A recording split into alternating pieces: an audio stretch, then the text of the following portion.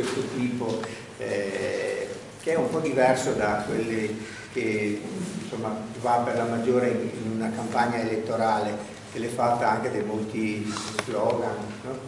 E anche magari da uno tsunami sotterraneo che viaggia nei social, o da tante altre cose, tanti incontri così diretti magari nei bar, no?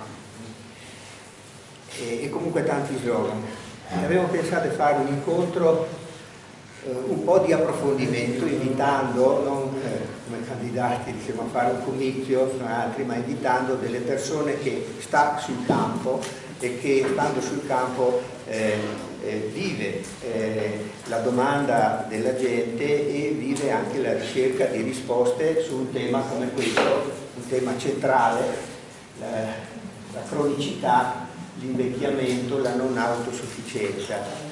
Perché abbiamo scelto questo tema? Perché è un tema di prospettiva e perché è un tema, crediamo centrale in questa fase del Veneto, dove di fatto si sta cambiando modello, da un modello socioassistenziale, sociosanitario che era nato nel Veneto ancora negli anni 60 e 70 e portato con la 833 da Pina Anselmi a Roma, un modello ad alta integrazione sociale e sanitario basato sulle comunità, sulla vita di comunità, a un modello dove esponenti del centrodestra dichiarano apertamente, dice vogliamo cambiare, passare al modello lombardo, basato invece che sul principio di solidarietà, sulle assicurazioni e quindi il ricorso in gran parte al privato.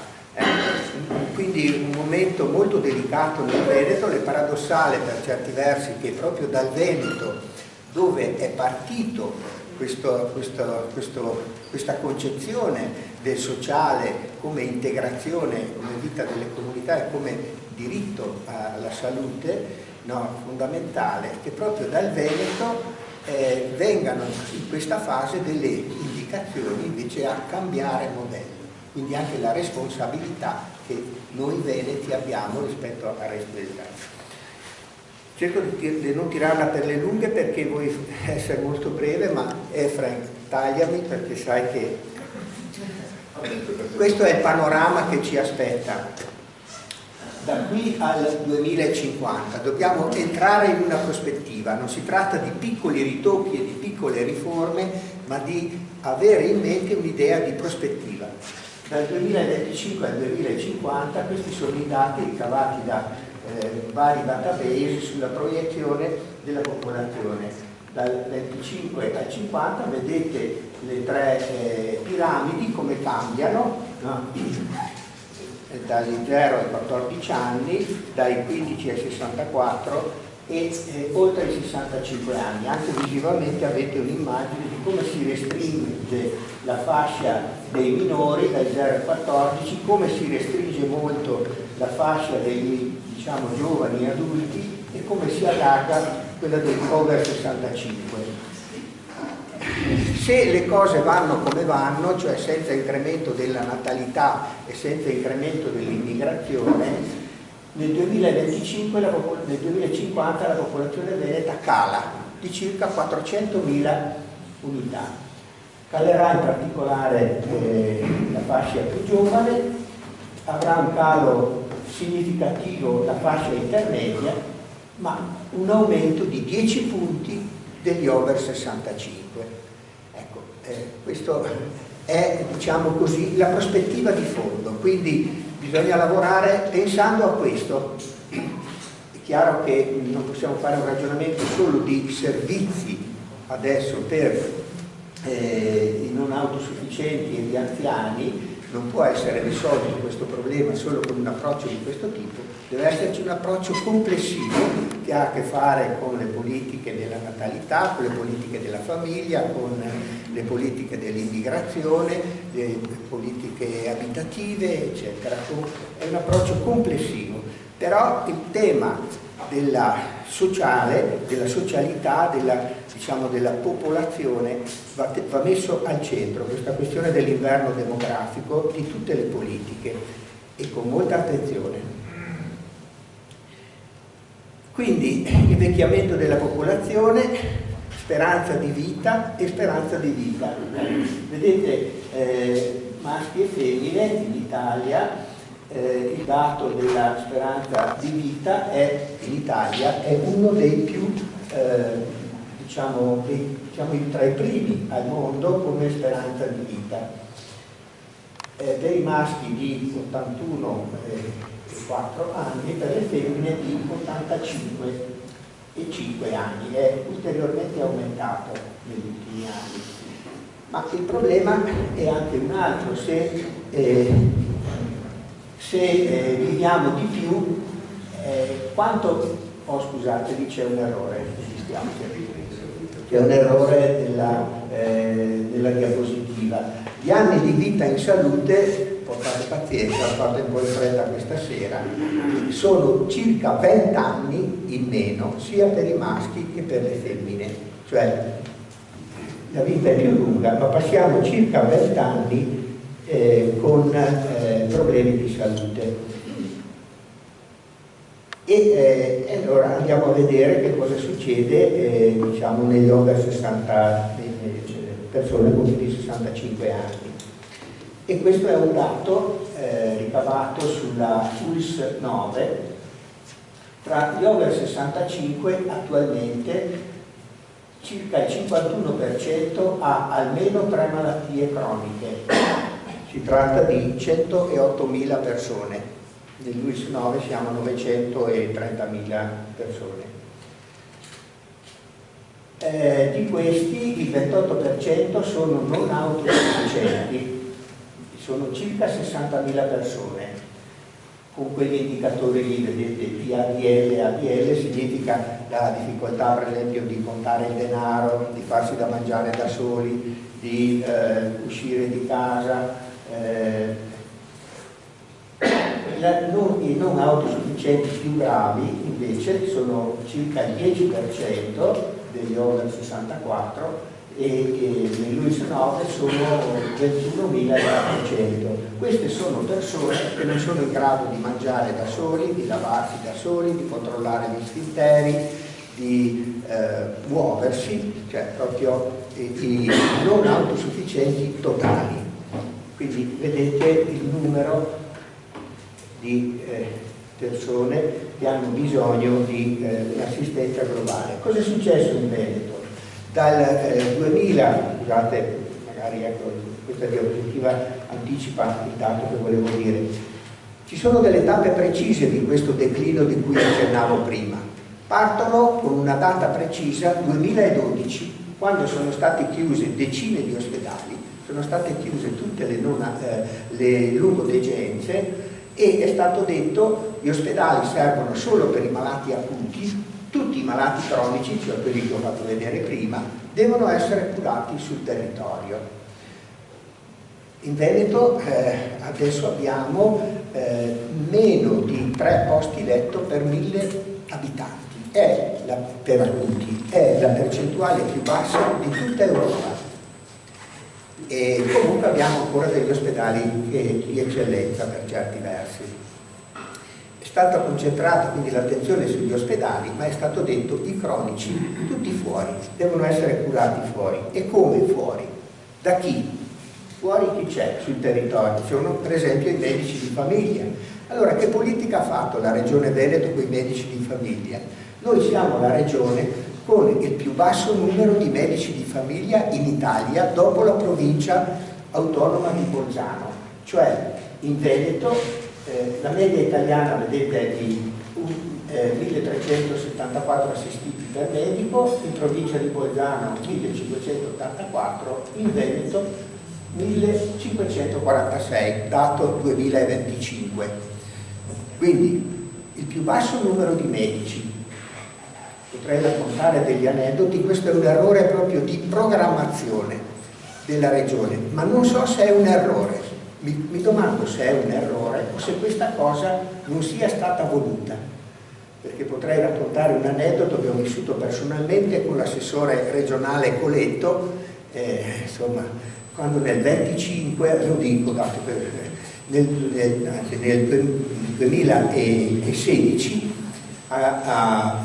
che tutte le regioni programmavano il numero di borse di studio per gli medici che dovevano fare la specializzazione per diventare medici di famiglia. Il Veneto fino a quell'anno lì ne chiedeva 50, la Puglia, che ha 1 milione di abitanti in meno, ne chiedeva 110. Nel 2016 l'assessore Coletto ne ha chiesto 25, ha dimezzato. Siamo riusciti a intercettare, io lavoravo nel sindacato allora, questo dato al Ministero, abbiamo fatto un po' di confusione e l'ha riportato a 50, ma 50? Il risultato è questo, quindi che il Veneto ha il più alto numero di assistiti per ogni medico di famiglia. E questo che cosa succede? Questo è un dato ricavato da un'analisi di circa 90 medici di famiglia del Veneto su una popolazione di circa 130.000 abitanti. Che cosa dice? Che in 10 anni per ogni medico di famiglia è aumentato, come è comprensibile, il numero di anziani con più di 65 anni, ma il dato più importante è che è aumentato, vedete le linee rosse, del 37% il numero di anziani non autosufficienti per ogni medico. Ogni medico di famiglia, con quei numeri che dicevo prima, ha in carico circa 120 persone che non possono muoversi di casa, completamente non autosufficienti, con tutti i problemi che ci sono dietro di andare a domicilio o di trovare il medico di famiglia. Allora, medico di famiglia, domiciliarità. L'assistenza in ADI dal 2012 non si è mossa praticamente fino al 2021. Nel 2021 cosa è successo? La Regione non ha finanziato un potenziamento della domiciliarità. Nel 2021 c'è stato il PNR. Il PNR ha finanziato la domiciliarità e ha dato un obiettivo: se volete i soldi entro il 2026 dovete arrivare al 10% di over 65 in ADI, e quindi vedete che dal 2021 al 2023 tutte le UIS, queste sono le UIS del Veneto, hanno cercato di aumentare per avere i soldi del PNR, compreso la nostra, che è arrivata vicino al 10%. Ma di che tipo di ADI si tratta? Che servizi ci sono dietro? Bisognerebbe sentire il collega, c'è anche un collega, spesso le ADI vengono aperte e chiuse e sono solo nominali. Questo è un dato ricavato da il flusso ADI dell'UIS 9, dal piano di zona 23-25 dell'UIS 9. Allora, i dati sono, diciamo, dati, non è facile trovare questi dati qua. Vedete che sono aumentate le ADI, però qui vediamo gli accessi a domicilio dell'infermiere, del medico di famiglia e degli operatori. Gli accessi sono diminuiti, sia gli accessi degli infermieri, sono diminuiti in modo importante, questo è una tristezza dirlo per me, che sono medico di famiglia, gli accessi dei medici di famiglia, e sono diminuiti gli accessi degli operatori sociosanitari. Quindi aumentato il numero delle persone ma diminuito il numero di accessi. Che tipo di qualità di servizio abbiamo? Finisco con questa. Allora, se le famiglie non riescono più a tenere a casa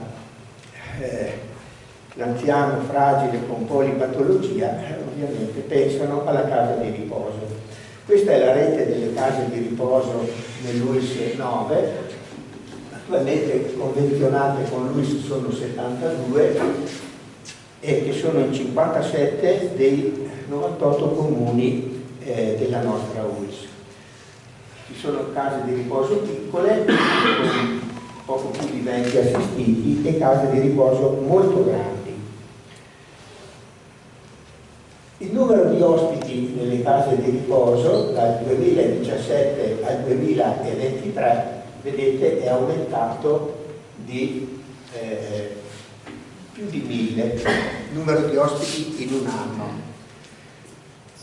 Di questi ospiti però, vedete, ce n'erano nel 2017 5.400 con impegnativa di residenzialità e 1.250 senza impegnativa di residenzialità. Significa che si pagano tutta la retta.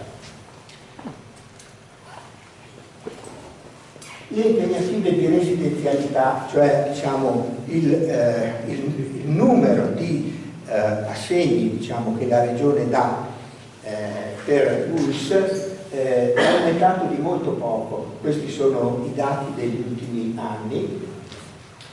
Vedete il dato, siamo nel 2024 arriviamo a 4.900, ma vedete gli ospiti, io ho il dato degli ospiti del 23 che era di 8.000 e le impegnative erano 4.000 e più o meno 4.800. Quindi c'è quasi il doppio di soggetti che sono in casa di riposo rispetto al numero di impegnative. Questo dato è dovuto a due fattori. Il primo è la mortalità. Le persone in casa di riposo, in ogni casa di riposo muore circa il 30% di ospiti ogni anno. Tra questi un dato preoccupante è che la sopravvivenza degli ospiti che entrano in privato è minore degli altri, cioè quella degli ospiti che entrano in privato è in media di circa 3 mesi, degli ospiti che hanno l'impegnativa di residenzialità è di circa 8 mesi. Perché? Perché gli ospiti che entrano in privato spesso non fanno tempo a fare le carte e devono pagarsi tutto, la persona viene dimessa dall'ospedale, il 448 va in casa di riposo, che dopo sentiremo che cos'è, e purtroppo queste persone a volte che sono i più malati, i più gravi, che dovrebbero essere curati dal Servizio Sanitario Nazionale, invece vanno a finire in casa di riposo e hanno bisogno di cure intensive e muoiono anche prima degli altri. Ovviamente c'è anche quest'altro problema, le liste d'attesa. Le liste d'attesa, cioè la gente che non riesce comunque ad entrare nelle case di riposo perché i posti non sono sufficienti, pur pagando. Sono aumentate, il dato del 24 c'è un dato che forse voi potete dire ancora meglio del sindacato pensionati, che dovrebbe arrivare sui 2000. Ecco, io finisco qua, mi scuso perché sono stato troppo lungo, perché volevo solamente fare un'introduzione. Però ecco, direi che la cosa più importante adesso la sentiamo dai nostri ospiti. Ecco, a commento, diciamo, non di questi dati, ma ai nostri ospiti chiediamo, intanto allora l'Alessia Righetti, che è un'infermiera che lavora in casa di riposo, e sentiremo una sua testimonianza. La Liberati, l'assessore Liberati, che è stata responsabile del servizio sociale del Comune di Verona e che attualmente è assessore a Negrate, assessore al sociale a Negrate. Dante Fasoli, che è presidente di UNICAB, che voi non conoscete, e Marco Mazzi, che è familiare di 2 persone ospiti in casa di riposo. Ecco, quindi figure che rappresentano, diciamo, tematiche e portatori anche di esperienza e anche di interesse rispetto all'età anziana e in particolare alle case di riposo. Ecco, io adesso lascerei la parola all'assessore Liberati, perché per sentire da lei, ecco, come vive lei, come ha vissuto lei come assistente sociale del Comune di Verona e come vive adesso come assessore al sociale la domanda della gente, di che tipo di sollecitazioni può dare diciamo, per affrontare questi problemi. Prego. Sì. Grazie, buonasera a tutti e a tutte. Appunto mi porto questo bagaglio di questa doppia esperienza perché da pochi mesi sono in pensione, coordinatrice del servizio sociale per l'età adulta e anziana del Comune di Verona, quindi ho visto una realtà che poi mi sono trovata a vedere da un altro punto di vista, perché da un anno e qualche mese, insomma, sono assessore al Comune di Negrà, appunto al sociale e all'istruzione. Diciamo che i dati anche della popolazione del Comune di Negrà naturalmente non fanno altro che confermare quello che ha detto il dottor Franforti. Nel 2016 la popolazione ultra 65enne era il 22% della popolazione totale, 3.780, e già nel 2024 la popolazione si è attestata su un dato superiore al 25%, la media nazionale appunto è il 24%, ma nelle città, soprattutto nelle città, la media della popolazione over 65 sulla popolazione generale supera il 25%, e così anche per esempio, parlo di Negrà, non ho notizie del resto della Valpolicella, però come dire, attesta, Negrà si differenzia dal resto della Valpolicella per una situazione anche abitativa un po' più complicata, un po' più complessa, che rende difficile anche, ed è uno dei temi che mi stanno più cari, devo dire, anche alle famiglie giovani, a meno che non abbiano case di proprietà, insomma, trovare casa nella città. E questo è uno dei problemi, insomma, che sappiamo, conosciamo tutti, insomma, quello dell'invecchiamento della popolazione. Ecco, devo dire, la situazione anche degli anziani nei contesti provinciali ha delle differenze rispetto a quello del contesto cittadino. In città, ad esempio, ci sono dei quartieri, centro, circoscrizione seconda, dove c'è una popolazione anziana che è sul 28-29% rispetto al resto, quindi un invecchiamento galoppante, dove si evidenziano maggiormente quelle condizioni di solitudine di cui si parla tanto quando si parla di anziani, ma che nella nostra realtà hanno delle caratteristiche un po' diverse. Io quando sono arrivata ho cominciato a occuparmi, insomma, anche come con questo ruolo anche un po' amministrativo, insomma, ho chiesto subito all'assistente sociale, perché c'è un assistente sociale che si occupa di anziani nel comune, se ci fossero, perché era un mio cruccio, insomma, era un obiettivo che è un tema su cui avevo lavorato molto al Comune di Verona, cioè quello della intercettazione della solitudine, dell'intercettazione precoce della fragilità,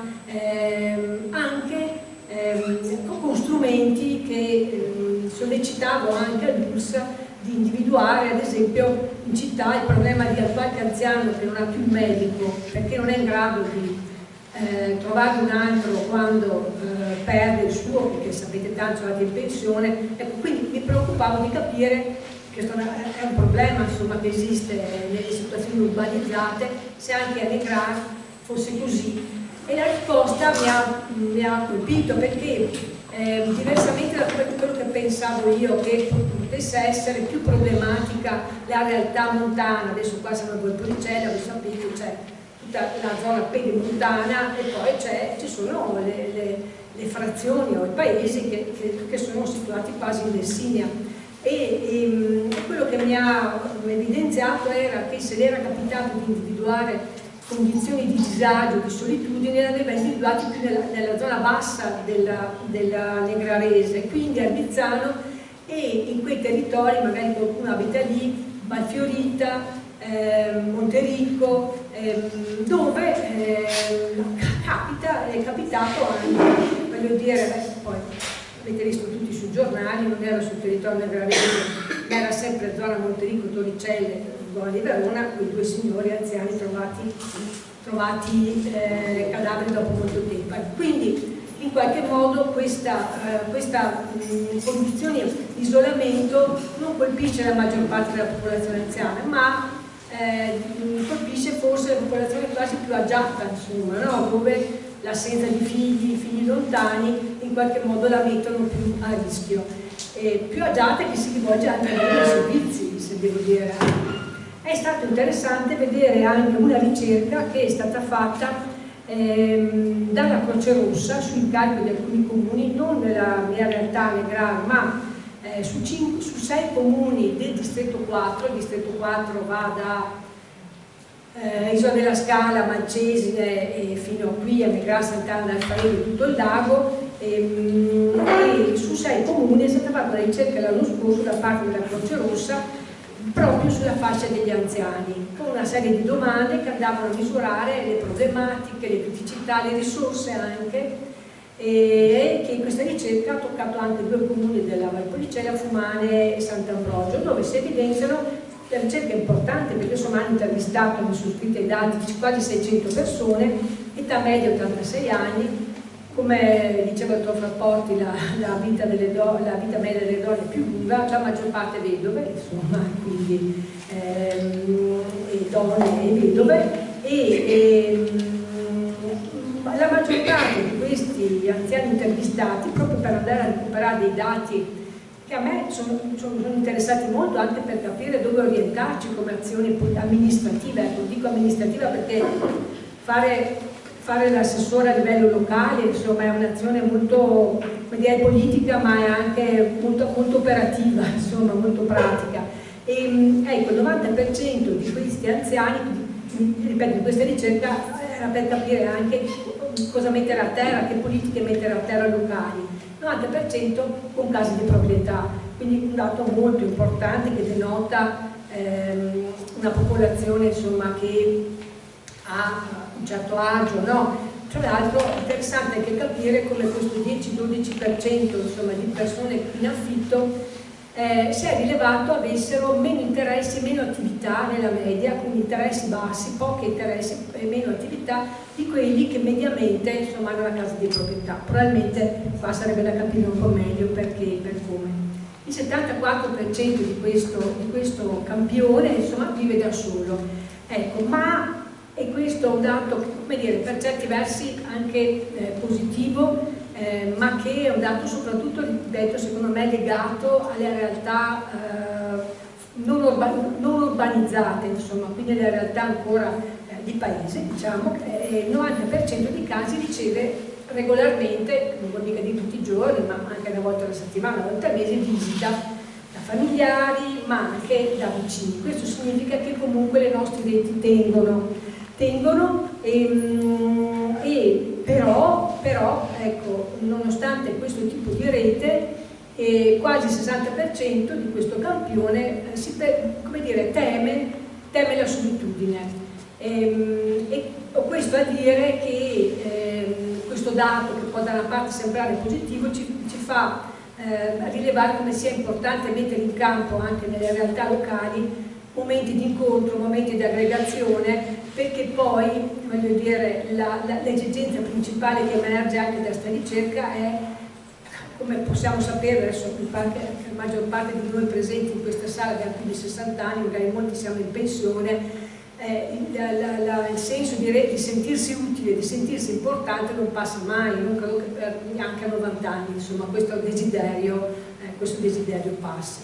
Per quanto riguarda poi le situazioni più complesse, più difficili, perché poi qua stasera parliamo anche di criticità, ecco, io voglio dire, dal punto di vista comunque della non autosufficienza, in un quadro dove possiamo dire insomma, che i nostri anziani, ecco, parliamo delle Valpolicelle, in qualche modo hanno una abbastanza buona qualità di vita, insomma, con appunto attenzione a questi elementi di criticità che sono legati non tanto alla povertà, non solo alla povertà, ma talvolta, ripeto, come dicevo prima, invece anche all'essere delle stati. Dentro questo contesto anche come servizi la criticità che vivono le famiglie avviene naturalmente, e lo sappiamo, insomma, nel momento in cui si cominciano a perdere le autonomie e l'autosufficienza. C'è un problema, lo vedevo a Verona, lo vedo anche qui, di difficoltà e di sperdimento di una famiglia che magari prima non aveva mai toccato con mano i problemi e comincia ad avere, a non sapere a chi rivolgersi, nonostante anche sul nostro territorio ci siano questo sportello badanti che c'è da più di 10 anni, 12 anni, che però da tempo non riesce più, che è pubblico, che è quindi dell'ULS, pagato da tutti i comuni insomma, del distretto 4, E quindi l'esigenza è quella che le famiglie trovino molto velocemente, secondo me, un confronto, un supporto, una consulenza, perché voglio dire, la casa di riposo sicuramente non è la risposta per tutto. Talvolta agli primi avvisi di difficoltà, in alcuni casi insomma si pensa di poter ricorrere a questa struttura. Ormai questo non è più possibile. Ormai, ma lo diranno altri, per entrare in casa di riposo ci vuole un punteggio che viene attribuito da una scheda, da un percorso di valutazione che fanno i medici, gli assistenti sociali e gli assistenti sanitari, con un punteggio così alto che sicuramente voglio dire, è necessario mettere in campo nel territorio tutta una rete di servizi che oltre all'ADI sono servizi di assistenza domiciliare, di pasta a domicilio, ma non solo, ma sono proprio anche di supporto e di consulenza alle famiglie, perché talvolta voglio dire, non è detto che di fronte a una perdita di sufficienza l'immediata risposta sia la residenzialità o la badante, ma ci sono risposte modulari che dovranno essere sempre più innovative, perché anche l'assistenza familiare, l'assistenza da parte di questi assistenti familiari o badanti, come si può chiamarli, sarà sempre più difficile da reperire, perché sarà sempre più difficile trovare personale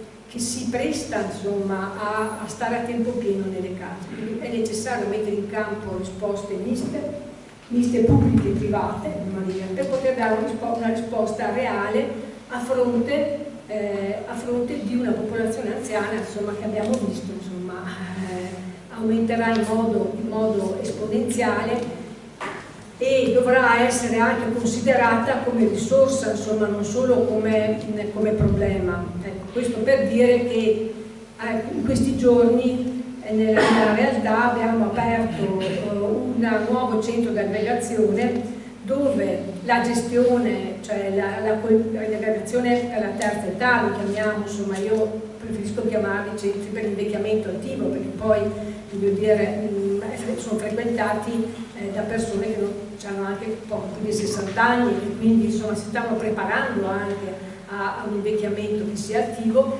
e dove si fanno una serie ce ne sono già anche altri di centri sparsi insomma per un comune che come quello di Negra, che ha 9 frazioni, e nella frazione dell'Albifano mancava questo centro di aggregazione, ma è il centro, gli animatori non sono animatori pagati, sono gli anziani stessi, voglio dire, che hanno delle competenze, delle risorse, la voglia di stare con altri, che qualcuna, voglio dire, sa fare ceramica e fa ceramica con gruppo, quell'altra sa fare acquarello, lo fa a casa da solo, lo fa con gruppo. Oggi c'erano 20 persone che imparavano a giocare a burraco, insomma, no? Ecco, questa è una cosa proprio di questa settimana, dove, ripeto, non solo l'obiettivo è quello di aggregazione, ma anche quello di valorizzazione della persona che non è più giovane, insomma, ma che ha ancora molte cose da dare. Questi sono alcuni elementi, insomma, poi eventualmente alla domanda.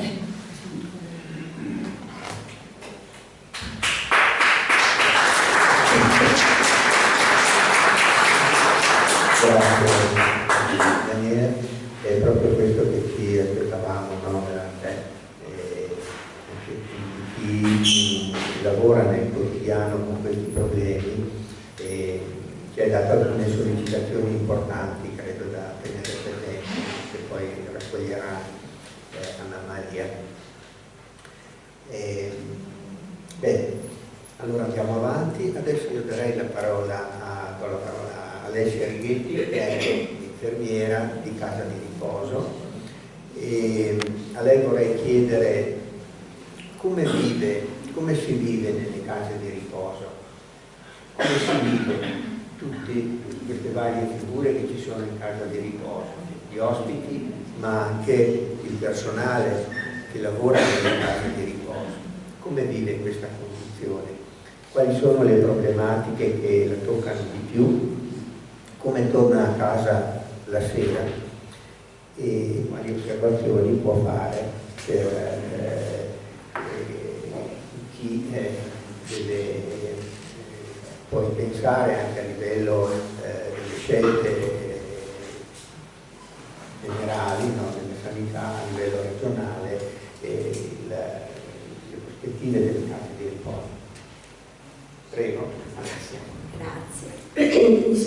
della voce, ma oggi ecco qua così.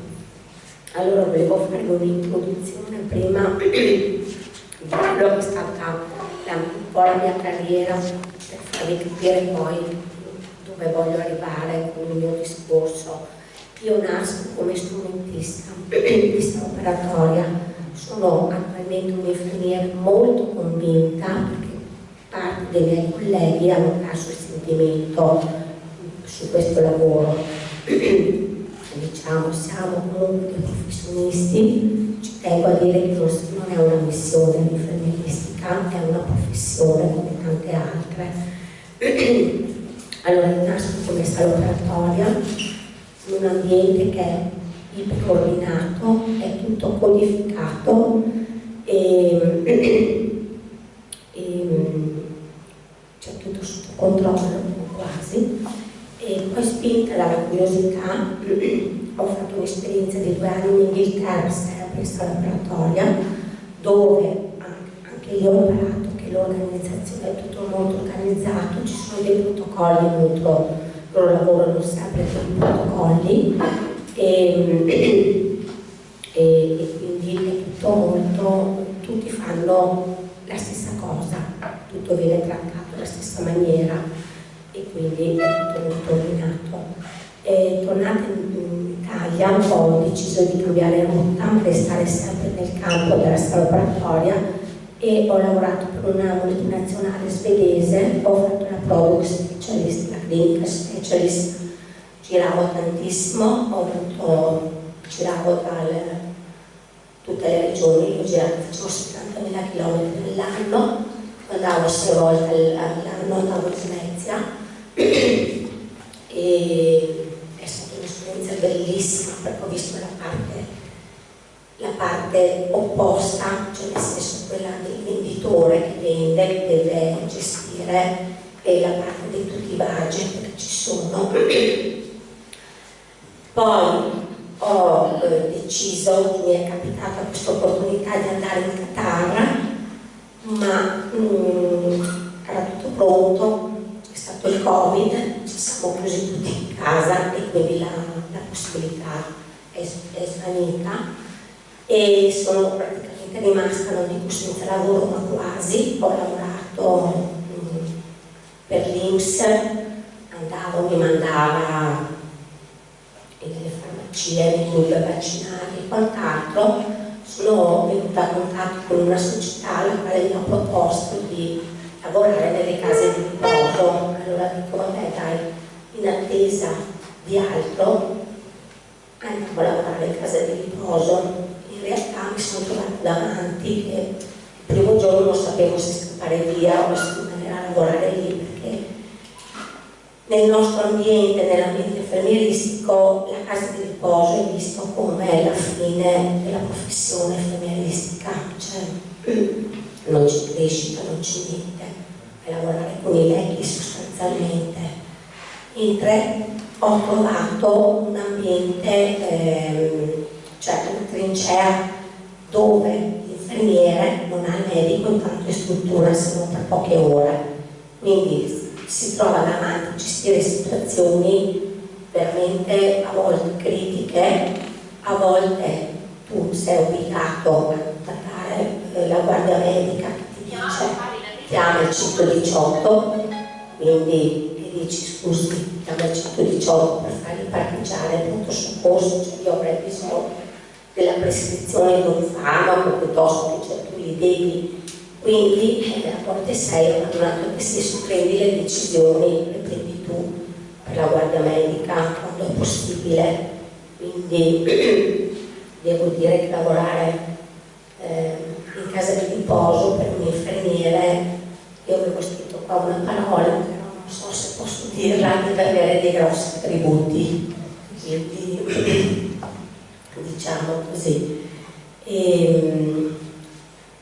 Diciamo che c'è anche da dire che ho iniziato nel 2021 e siamo nel 2025, erano passati anni, nel 2021 c'era un'altra utenza, la maggior parte erano persone che entravano in casa di riposo per scelta, perché magari erano sole, vendevano la casa piuttosto che qualcos'altro e venivano a soggiornare in casa di riposo per la compagnia e tutto. Oggi la casa di riposo è una geriatria, cioè è la geriatria, la casa di riposo è mascherata da geriatria, nel senso che, come diceva l'assessore, c'è questa scheda che viene compilata che si chiama SVAMA, il punteggio per avere l'impegnativa è sempre più alto, quindi in casa di riposo non ti arriva più il nonnino arzillo,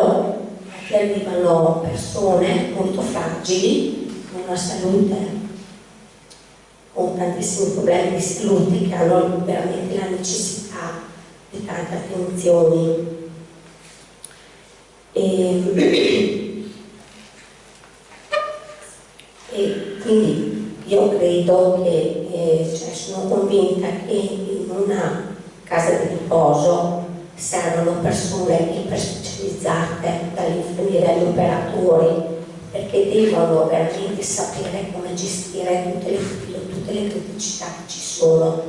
E il problema è questo, che adesso vi do un po' di numeri, purtroppo anche alla cronaca, tanti articoli che infermieri non ce ne sono più, come non ci sono più infermieri perché ormai la professione di fare l'università e quant'altro non viene retribuita come un altro laureato, e vi assicuro che fare l'infermiere tu stai H24 perché lavori dal lunedì alla domenica su 3 turni, mattina, pomeriggio e notte, e a scapito della famiglia, perché chi ha figli piccoli non sempre è il sabato, la domenica libera, il Natale, la Pasqua, può lavorare quasi sempre, quindi a scapito della famiglia. Purtroppo la cronaca che non ci sono più infermieri, ci sono strutture nell'Interland veronese che hanno chiuso dei posti letto perché non hanno abbastanza infermieri o operatori che riescono a coprire il fabbisogno. E c'è anche da dire che gli operatori, c'è stato un concorso in un IPAB qua sempre nel veronese dove chiedevano 11 operatori, per 11 operatori se ne sono presentati in 2, quindi viene a mancare anche la selezione, tu prendi quello che c'è sperando che poi abbiano le competenze, perché tante volte arrivano i casi umani e sono anche un po' difficili da gestire. L'operatore è anche, insieme all'infermiere, il fulcro della casa di riposo, perché fa tutta la parte assistenziale, quindi ci sono case di riposo dove hanno 5 operatori la mattina per 55 ospiti, quindi devono fare, sono tutti non autosufficienti e devono praticamente fare l'igiene e tutto quello che vestirli e alla fine dare da mangiare, quindi fate un po' voi il conto, 55 diviso 5 in 3 ore, cosa può succedere? Ci sono anche altre case di riposo, per 30 ospiti hanno 2 operatori e sempre dalle 7 alle 10, dalle 7 alle 9 devono cambiarli tutti, vestirli e renderli disponibili per le attività o quello che c'è da fare. Quindi purtroppo non c'è più selezione, arriva quello che arriva. E quindi però nonostante tutto si lavora spesso sull'organico, perché poi già si è tirato con i numeri, le ferie sono un diritto, succede la malattia e quindi resti fermo in malattia e sei sono un po' fritto, tra virgolette. Però naturalmente il lavoro va avanti perché gli ospiti non aspettano e la vita è struttura, non si ferma mai. E qui arriva il bello, perché oltre a tutte le difficoltà che già conosciamo, spesso nelle case di riposo troviamo una gestione mista. Una parte del personale è dipendente diretto della struttura e un'altra parte che lavora per una cooperativa che gestisce alcuni reparti o servizi.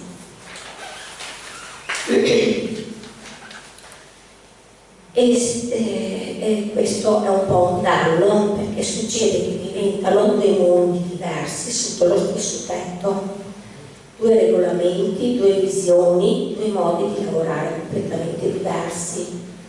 Le promesse fatte poi nei progetti di gara, perché ovviamente c'è il progetto di gara dove tu dici io voglio quella cosa lì, le aziende rispondono con un progetto di gara dove di solito danno il tutto, c'è scritto di ogni sopra questo progetto che spesso comunque resta sulla carta, non è mai attuato al 100%. E quella collaborazione che dovrebbe esserci tra colleghi si perde perché si crea una divisione silenziosa, i dipendenti diretti si sentono superiori, quelli della cooperativa sono ospiti in casa d'altri che non sono mai messi al corrente di tutto al 100%. Ma il problema non è solo umano, è anche tecnico. Spesso nei reparti gestiti dalle cooperative la comunicazione è datata, solitamente dismessa dal piano, quello principale. E ovviamente chi ne paga le conseguenze sono sempre gli ospiti, che tra l'altro pagano uguale, che non è che dici vabbè, quel piano lì paga la metà della retta, paga tanto quanto quello dell'altro piano.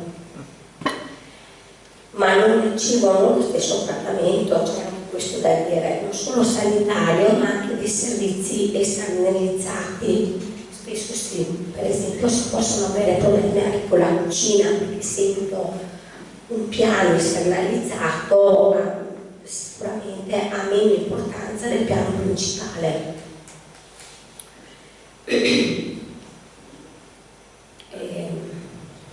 Vabbè, c'è anche da dire che quando la gestione è affidata a una cooperativa spesso diventa una terra di nessuno, ognuno fa il minimo indispensabile, la qualità scende.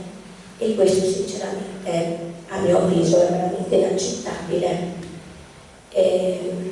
Come se non bastasse, soprattutto ogni giorno noi lottiamo contro i tagli, perché se c'è da tagliare, dove tagliamo nelle case di riposo, perché c'è da dire che la medicina ha fatto dei progressi enormi, ci ha allungato la vita, ma non ha fatto niente per assistere quelli che vanno avanti con l'età.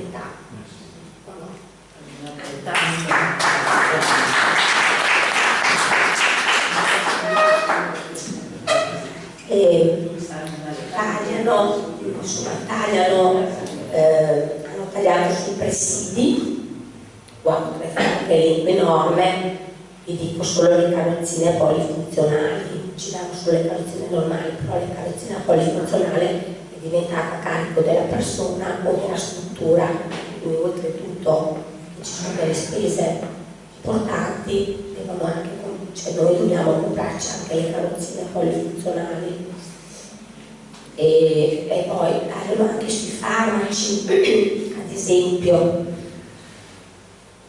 alcuni farmaci hanno più principi attivi, ce ne hanno 2 o 3 insieme, no? È un farmaco unico e arriva, no, alla farmacia non ce li dà quelli, noi dobbiamo comprare 3 farmaci differenti, quindi il signore a una certa età, magari anche disfagico e quant'altro, invece di prendere una pastiglia ne prende 3.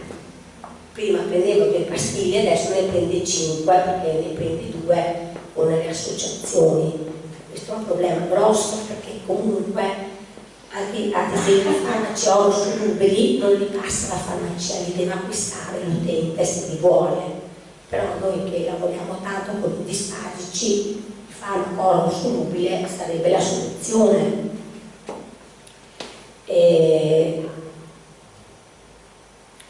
Allora, diciamo, poi io che faccio anche il coordinatore prenoto le visite e non ho una linea diretta, io passo attraverso il CUT come tutte le altre persone, come quello a casa. Molti mi dicono ma non hai una linea, gli ho detto io chiamo il CUP che sto al telefono, oggi pomeriggio ho aspettato un'ora e mezza per prenotare una semplice ecocardiografia e poi a volte mi danno a distanze impensabili perché le liste d'attesa sono lunghissime e quindi non abbiamo una linea diretta e qualche agevolazione, siamo uguali al privato che chiama da casa e poi è tutto una rincorsa perché a volte ti dicono devi chiamare l'altro numero, tu richiami l'altro numero, stai delle ore al telefono per dopo dirti no, non facciamo quella cosa lì, devi chiamare di là, quindi è tutto. 2 settimane fa ho fatto prima andare io al distretto a prenotare direttamente perché sennò starei ancora lì in attesa, oppure avrei dovuto dire ai parenti guardi che io non riesco ad andare lei a prenotare, causando anche un po' un disagio al parente stesso. Abbiamo anche problemi con le medicazioni, noi abbiamo delle persone fragili che magari non mangiano adeguatamente, purtroppo gli vengono queste lesioni da decubito. Ci sono delle medicazioni oggi in commercio, che sono le medicazioni avanzate, noi non possiamo accedere perché per accedervi dobbiamo fare la visita dallo specialista, quindi a volte me lo danno dopo 8 mesi, quindi in 8 mesi, voglio dire, la lesione magari l'abbiamo guarita in questa maniera, quindi c'è anche questo è un problema molto grosso, perché purtroppo le case di riposo avevo i vecchi da morire probabilmente. Adesso mi viene da dire meglio l'eutanasia ragazzi, È così. Quindi noi l'attività, professionalità, a volte anche con frustrazione, perché il dottor Frapporti io ogni giorno gli dico mollo tutto e vado via, vero? Ora tenerla. Cioè, però si va avanti per gli ospiti, per amore degli ospiti, perché alla fine gli ospiti per noi sono dei parenti, mettono il nonno e anche soffriamo quando muore.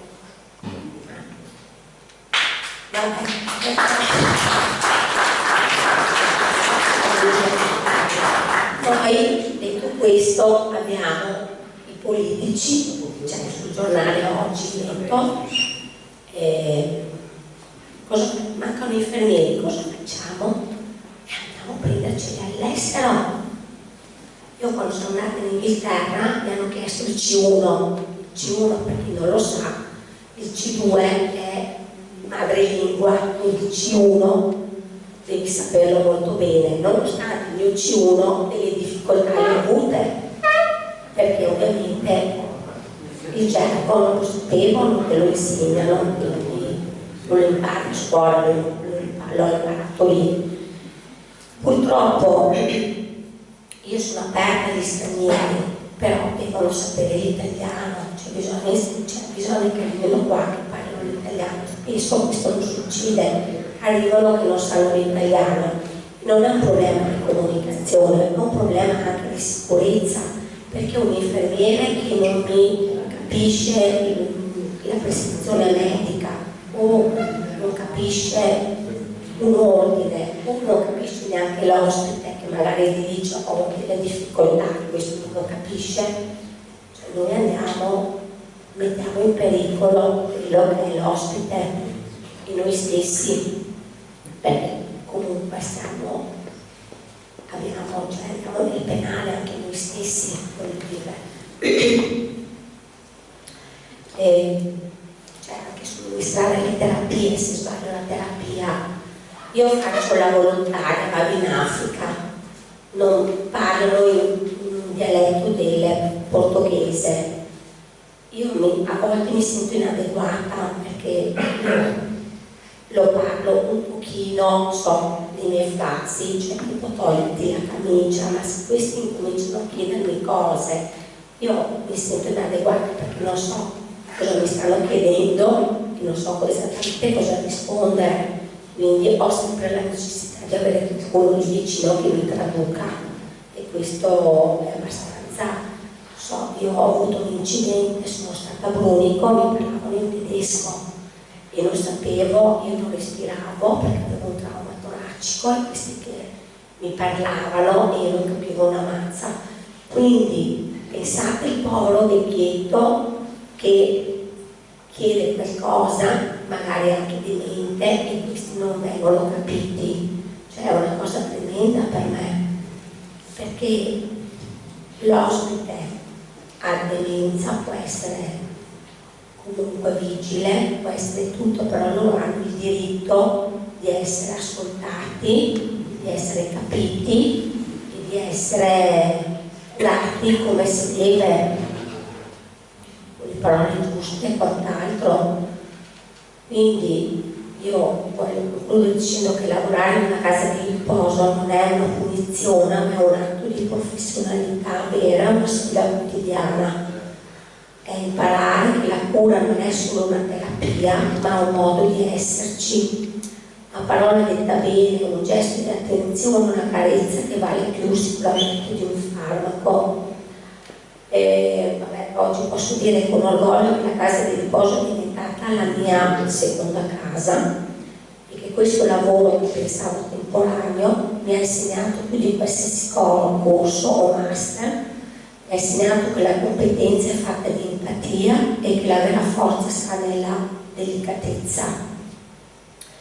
E voglio chiudere con una convinzione profonda che le case di riposo sono il futuro. La popolazione invecchia, ce lo stavo detto prima, e presto queste strutture saranno il centro dell'assistenza sanitaria territoriale.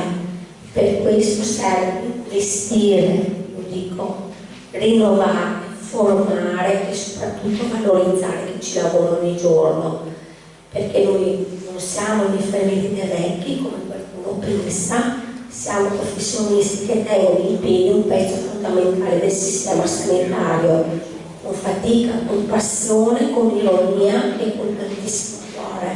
Grazie mille.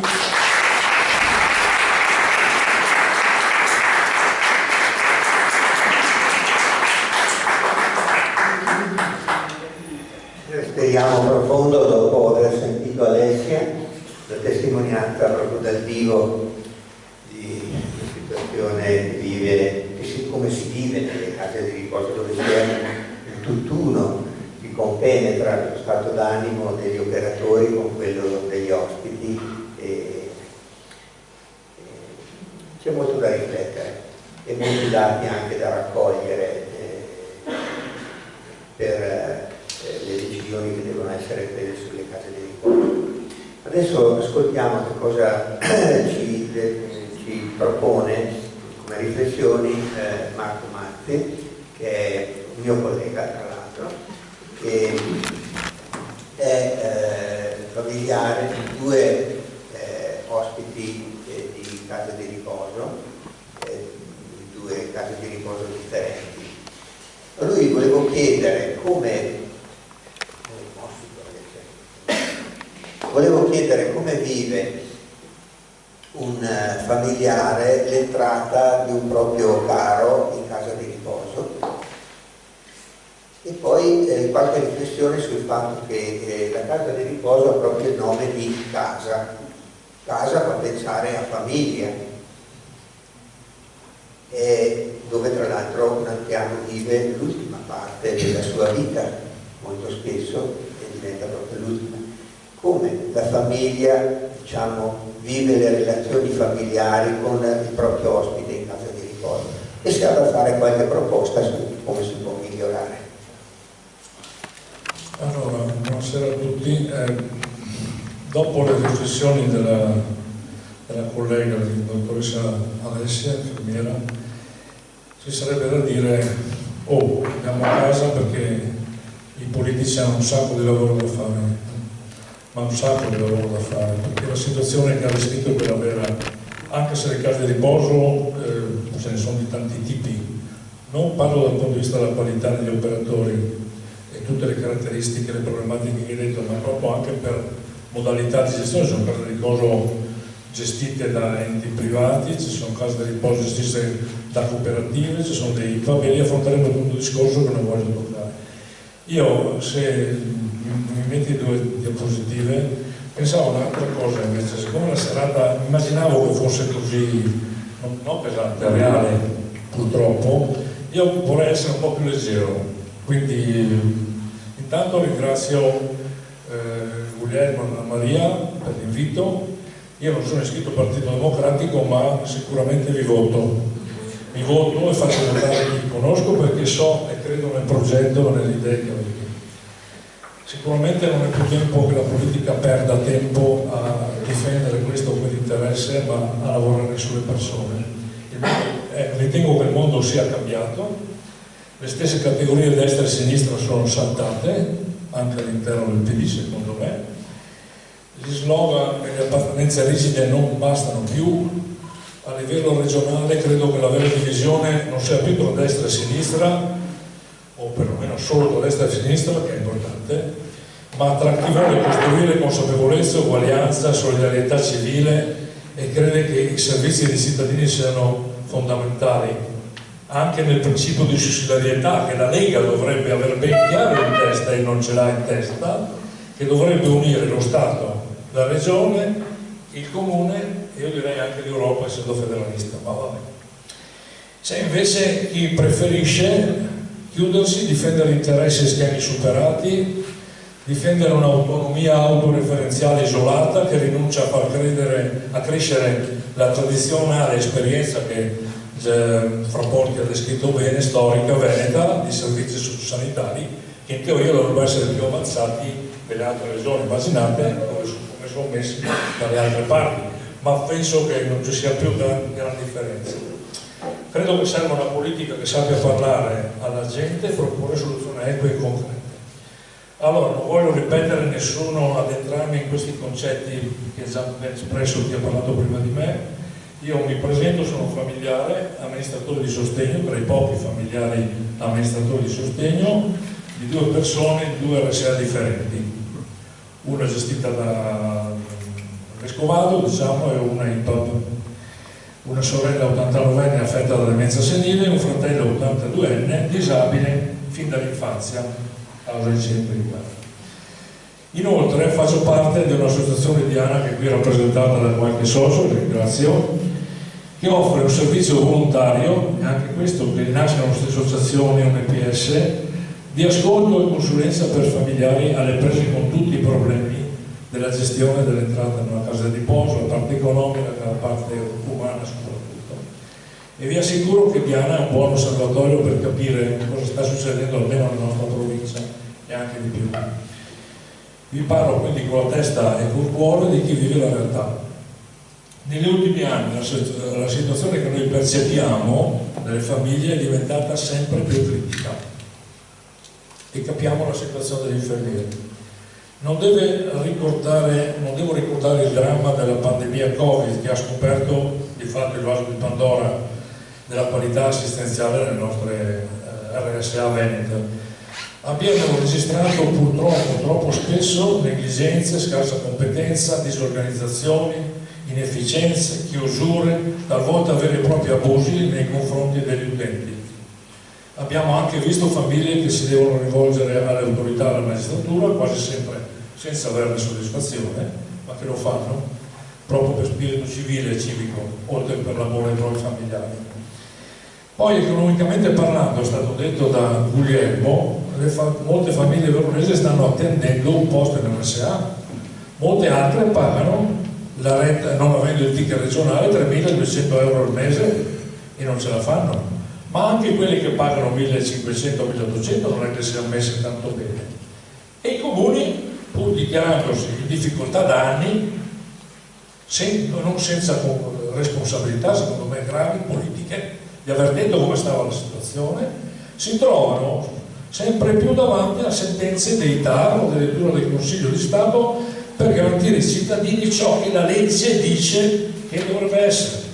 Che poi sia cambiato in futuro è un altro discorso. La legge dice che dobbiamo pagare secondo ISE residenziale e il resto dovrebbe mettere solo il comune. Chiude la parentesi. Penso che la campagna elettorale di Anna Maria e Guglielmo vai avanti, ed è una avanti. Mi sono perso, la campagna elettorale deve parlare di 4-5 parole. Io penso a 5 parole chiave che guidino il tentativo di rimediare a questo disastro in cui siamo. Più o meno, perché siamo anche fortunati che le case di riposo ce le abbiamo, che gli operatori ci sono, che i mezzi ci sono, ci diamo da fare, ma la situazione è drammatica. Sono ordine, la prima, controllo, la seconda, rispetto, la terza, avanti, dovrebbe essere la quarta, trasparenza, la quinta, partecipazione. Sono 5 parole che dovrebbero diventare il mantra per i candidati della destra, prima di tutto, che non ci sentono, ma anche i nostri, che non sono. Perché la qualità dell'assistenza in una RSA dipende prima di tutto dall'ordine di gestione, dalle capacità organizzative, dal rispetto per le persone fragili, che non può essere solo lasciato alla bontà di Alessia e degli infermieri, ma deve essere organizzato, dalla trasparenza di controlli che non ci sono da parte dell'ASL, non ci sono, e se ci sono inutili, e soprattutto dalla partecipazione di chi ama e prende in cura i propri cari e le famiglie.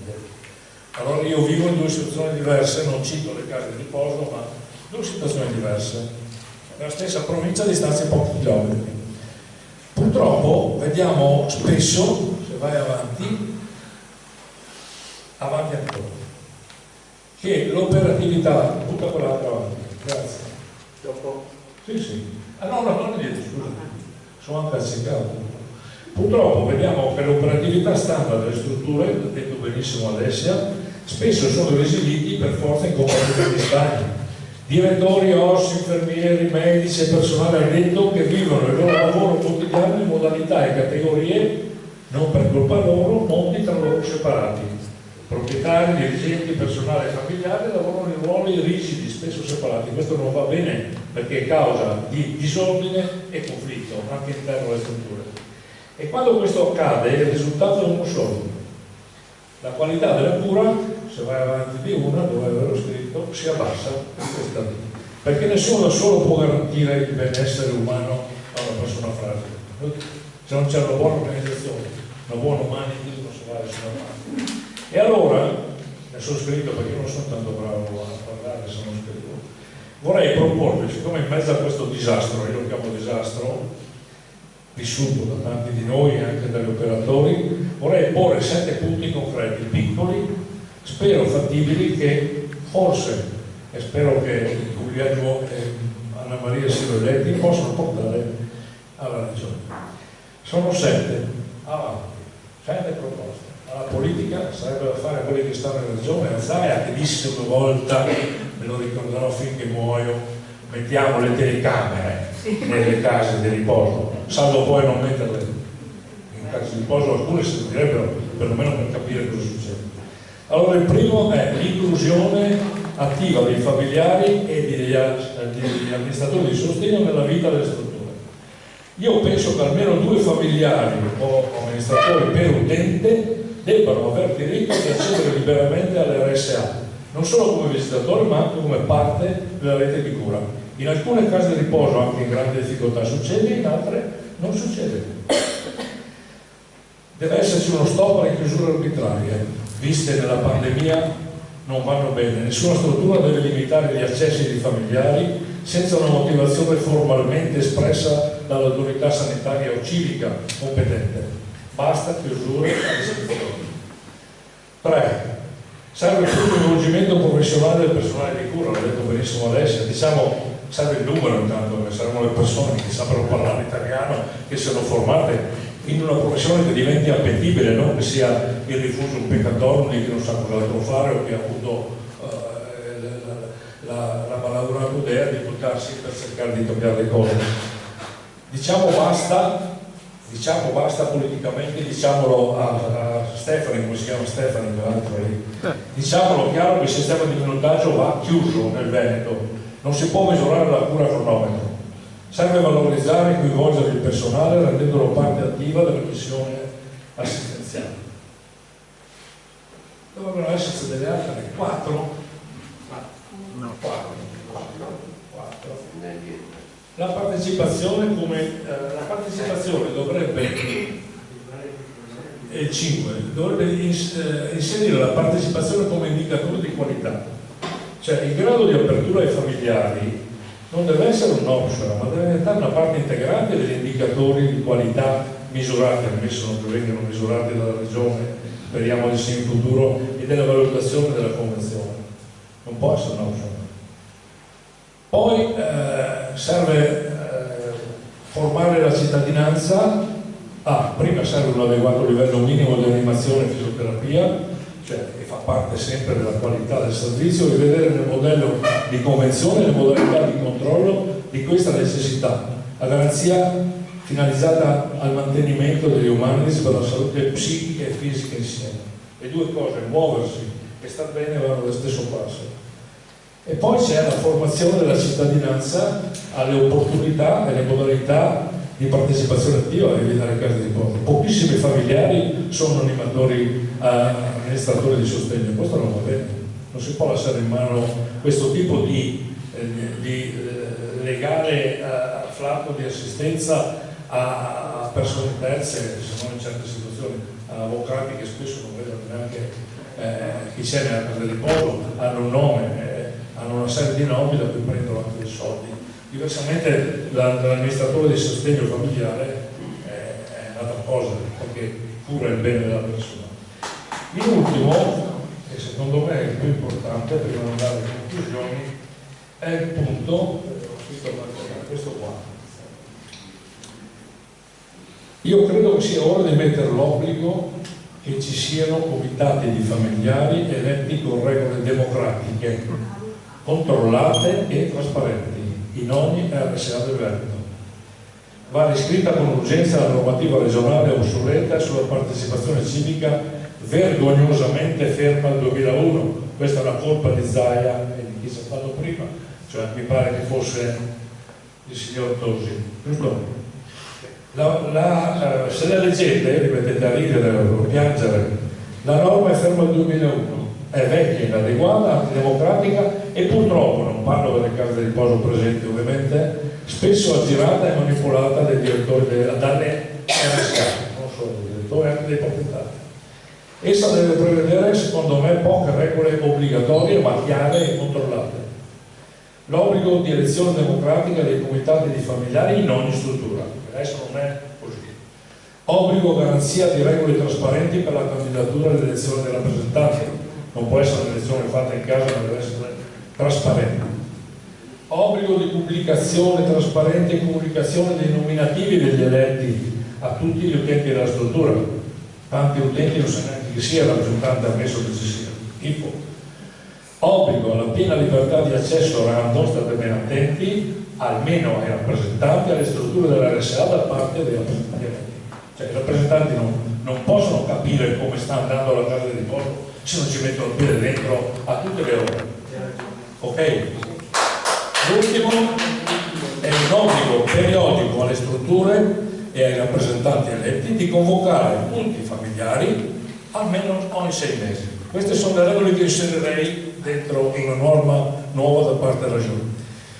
Allora, queste poche cose forse sicuramente vede a piangere a pensare a quello che hai detto e alla situazione che conosciamo organizzativa.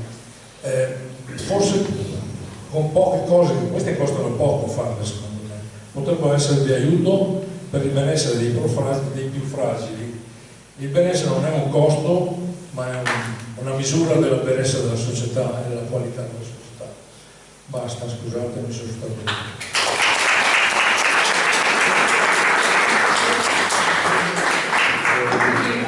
Io posso anche dire che i familiari nelle case di riposo danno tanto, ma tanto fastidio. Io grazie all'associazione Diana sono riuscita a invocare mia mamma, vado tutti i santi giorni, però non mi è permesso andare nella sala da pranzo, ma solo in camera. Questo comunque è una cosa che i familiari danno fastidio. No. Non tutte le case di riposo, per carità. Può anche essere vero in certe situazioni, ma facciamo adesso l'intervento dopo. Se volete, chiediamo l'intervento direttore dell'IPAB e dopo facciamo gli interventi e dopo Anna Maria conclude. Se volete possiamo fare così. No, sono molto apprezzati gli interventi perché la serata è concepita così, non come, ecco, ma allora ecco, adesso vediamo come vive il suo ruolo Davide Fasoli, presidente dell'IPAB, un ruolo che abbiamo capito molto molto impegnativo con la situazione che vivono le case di riposo. Ma l'IPAB è anche una modalità diciamo così, di gestione particolare nel panorama dei gestori. E credo che se provassimo a sederci sulla sedia dove sta seduto adesso Davide Fasoli, insomma tutti soffriremo molti punti di domanda. A te la parola. Allora innanzitutto voglio dire questo, ci sono servizi che sicuramente, o comunque strutture, enti, non so, che comunque devono essere migliorati, ma io credo che ci siano anche strutture dove c'è un fortissimo impegno da parte di tutto il personale per cercare di, nonostante le difficoltà, mantenere un livello qualitativo elevato. Quindi ci sono grosse difficoltà, però abbiamo anche delle strutture e delle realtà che secondo me si impegnano e cercano di raggiungere, diciamo, i risultati migliori per i propri utenti. Detto questo, allora, ovviamente io ho un ruolo di presidente all'interno dell'IPAB. L'IPAB è comunque un ente pubblico sostanzialmente e il compito sostanzialmente del consiglio di amministrazione di un'IPAB è quello di cercare di mantenere un equilibrio dal punto di vista economico.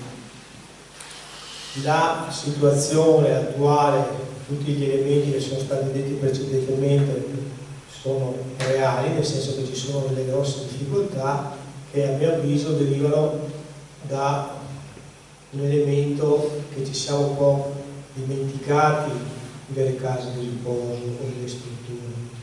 Perché anche il PNR ha stanziato soldi, ma non ha riservato alcunché per gli interventi all'interno delle case di riposo, delle RSA.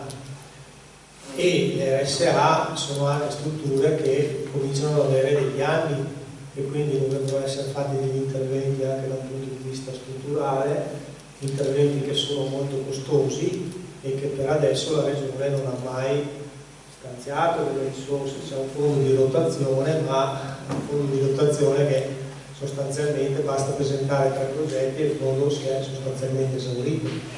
Quindi ci sono delle situazioni che dovranno essere prese in considerazione da parte della Regione. E l'altro elemento che, essendo le IPA delle strutture pubbliche, io credo che debbano avere anche un'attenzione da parte di un ente pubblico, che può essere la Regione, può essere lo Stato, non so, però dovrebbero anche fare un attimo avere un occhio nei confronti di tali realtà, perché comunque il patrimonio di un'IPA è un patrimonio pubblico. Quindi nel momento in cui io ho un patrimonio, sono un ente pubblico, dovrei cercare di valorizzare il mio patrimonio e quindi dovrei anche qua fare un ragionamento su come intervenire e quali modalità per farlo. L'altro elemento importante è una criticità, questa sì, forte, è una criticità che riguarda tutto il mondo sociosanitario ed è la questione del personale.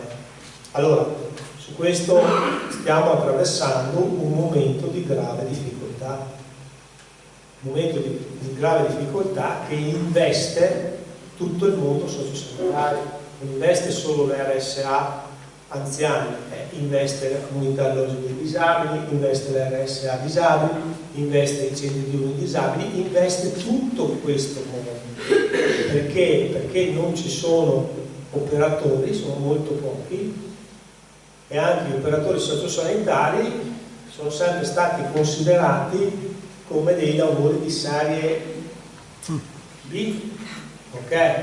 Nel senso che anche a livello retributivo sono sempre stati tendenzialmente ritenuti dei lavori non proprio di qualità, però su questo dobbiamo anche fare un cambiamento di mentalità, nel senso che se noi pensiamo che queste persone sono sostanzialmente le persone che si occupano dei nostri cari, delle persone a cui abbiamo voluto più bene sostanzialmente, no? Perché possono occuparsi dei nostri figli se abbiamo dei ragazzi con disabilità, ma possono essere le persone che si occupano dei nostri genitori, ok?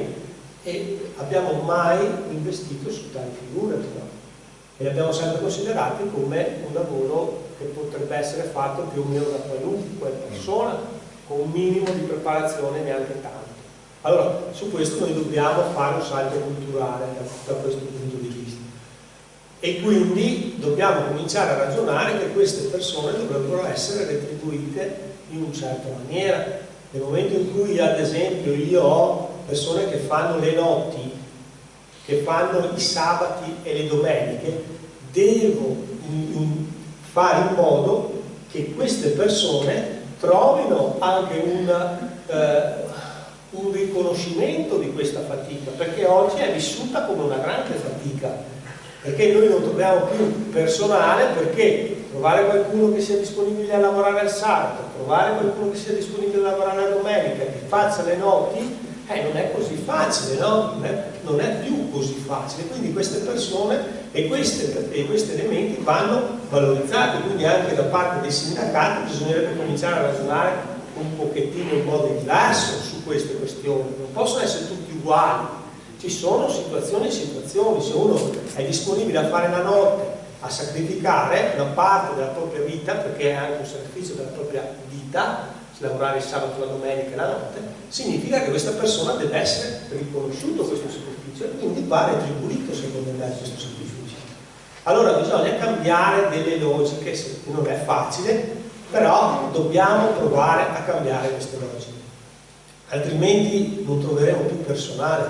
Quando mi si dice il problema non è tanto dei posti, perché potremo avere i posti e non avremo più le persone per riuscire a prenderci cura. Ovviamente poi dal punto di vista di quello che può fare un'amministrazione è quella di stare attento a cercare anche di fare in modo di introdurre tutta una serie di attrezzature sperando che arrivino per alleggerire le fatiche degli operatori. Anche questo è un altro elemento su cui si dovrà investire come strutture sanitarie. L'altra mia grande preoccupazione è che c'è questo riconoscimento dal punto di vista anche del governo. Se voi guardate l'ultima finanziaria dove si parla di aumenti per il personale infermieristico, però nell'ambito del sanitario ospedaliero, allora qua c'è il rischio che questi fanno un aumento per infermieri che operano nell'ambito sanitario, poi fanno i concorsi e tutti quelli che lavorano all'interno delle strutture sociosanitarie migrano di là, ma rimaniamo scoperti dall'altra parte su una questione, come dicevano prima i dati, che è una questione spaventosa, perché se voi ragionate sul fatto che il numero di anziani è in crescita costante, ci troveremo in una situazione che non avremo più la capacità di poter dare risposte. E quindi anche su questo, secondo me, nel momento in cui si fanno queste scelte politiche, a livello regionale bisogna trovare delle soluzioni per compensare che gli stipendi non possono essere aumentati solo all'interno di una specifica categoria, ma esteso all'interno di tutto il settore sociosanitario, perché altrimenti non regge il settore, perché il settore va considerato e regge se lo consideriamo in modo unitario, non possiamo considerarlo a pezzi, perché lo si poteva considerare a pezzi forse 10, 15, 20 anni fa, ma oggi non è più possibile perché non abbiamo il personale per poter permetterci di considerarlo a pezzi.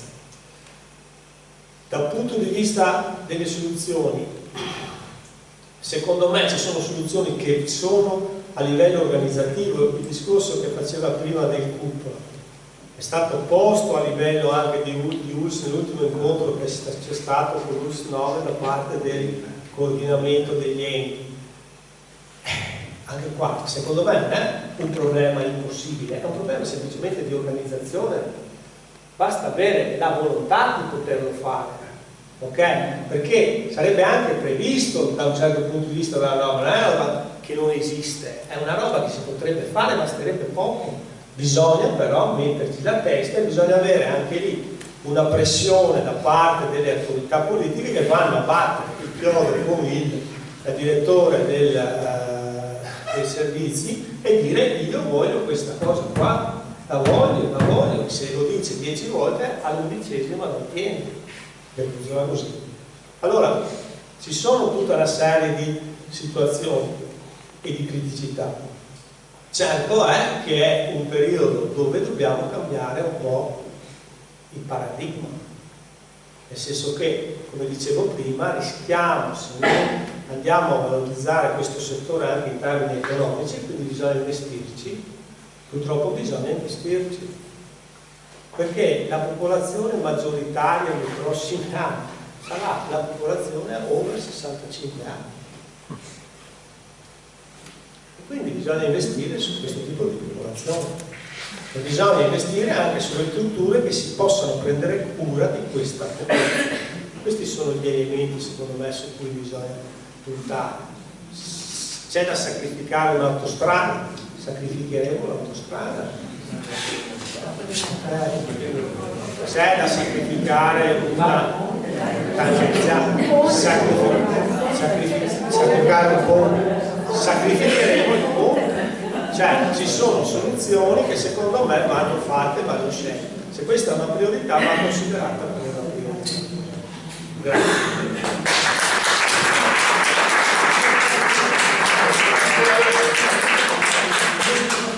Grazie Davide.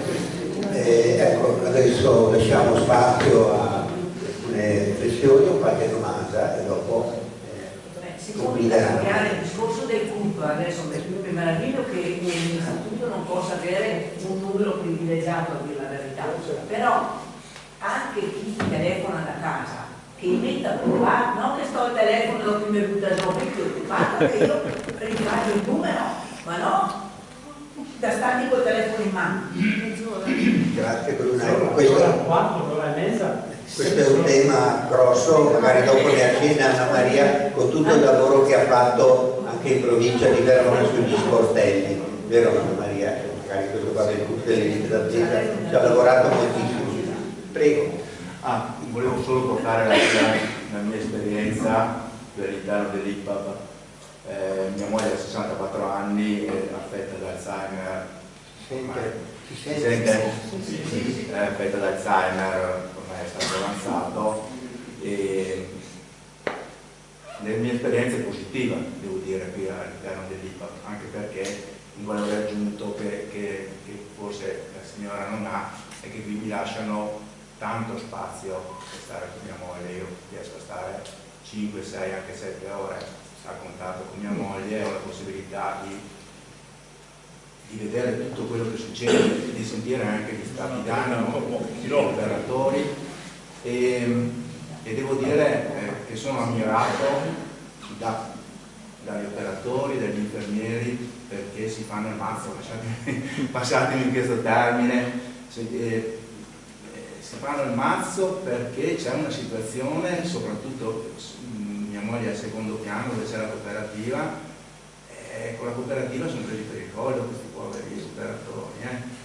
Tanto penso che siano inquadrati anche come operai, quindi non hanno il diritto, quelli che sono i ricordi del lavoro usurante, che non è poco, mi sembra di capire.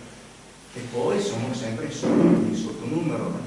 La cooperativa che c'è adesso, penso che da quello che ho capito ha sede a Padova e la struttura più vicina che hanno è a Rovigo.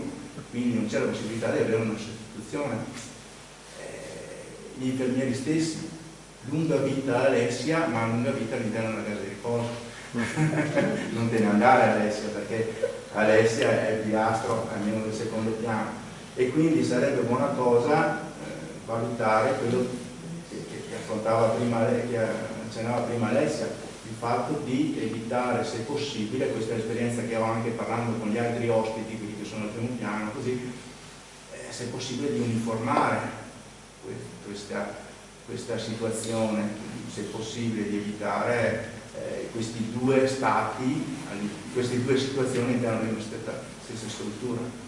E quindi ecco, questa è un po' l'esperienza. Comunque ci sono tante cose positive, è logico che queste cose andrebbero affrontate anche con i parenti. Infatti mi sono dato da fare per riattivare nella struttura il comitato parenti, che faremo, vero? Presidente. Sì, sì. E infatti la cosa che dico spesso a Alessia, come possiamo aiutarti Alessia, noi parenti? Perché questo è importante, che sia la collaborazione dei parenti e quant'altro.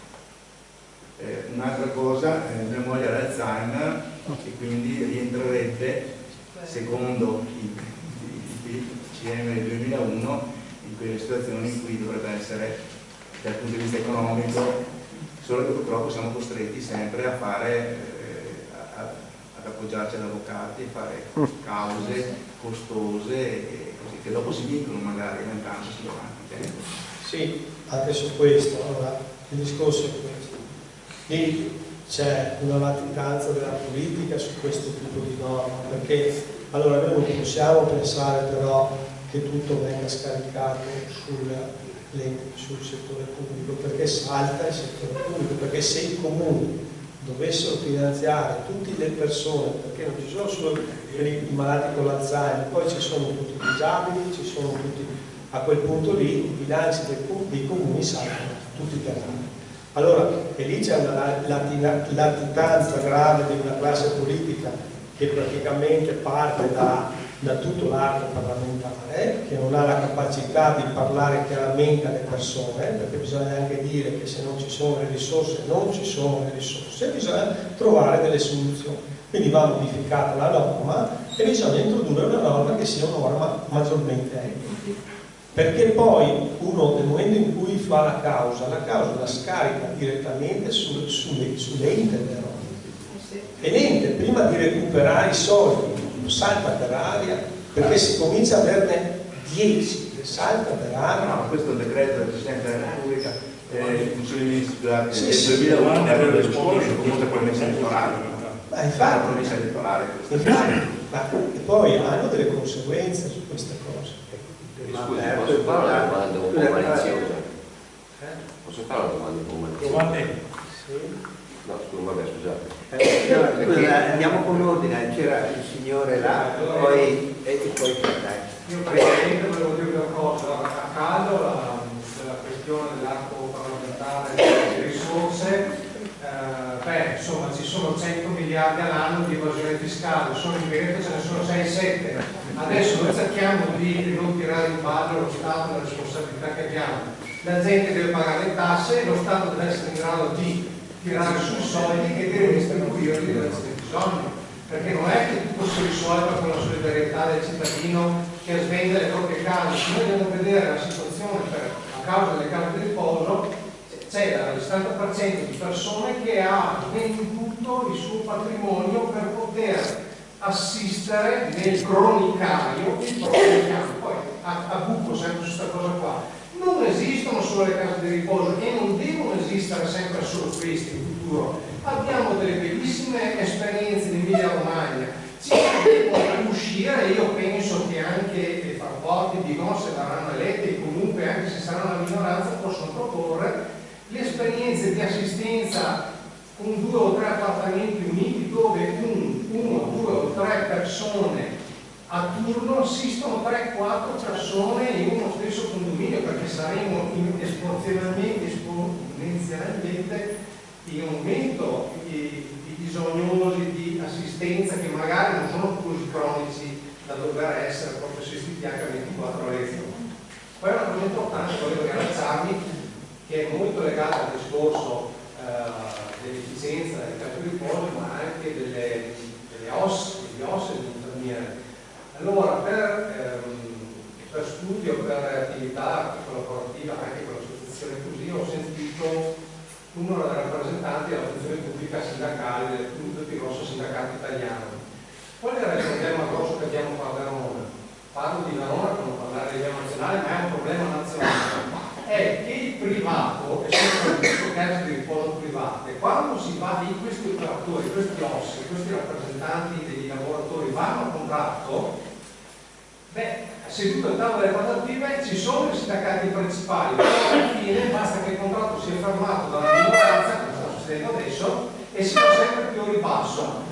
Basta che ci sia non una rappresentanza il 30, il 40, il 50% dei lavoratori, basta che ci sia uno, due diciamo, lavoratori che hanno come sindacalista, perché fa comodo al direttore della casa del foro, si firma un contratto che è un contratto di basso. Ecco perché ci sono le cooperative, ecco perché c'è tutto questo turnover, ecco perché non c'è la protezione del personale. E quindi ci vorrebbe la volontà politica, secondo me, di porre una regolamentazione di rappresentanza in queste strutture che non possono essere alla stregua di una contrattazione da libero professionista, ci vuole il minimo, perché è legato al minutaggio, è legato alla cura del paziente, ai minuti che ci si impiega a stare dietro, è legato a un sacco di cose che sono fondamentali. Questa è la cosa. Grazie.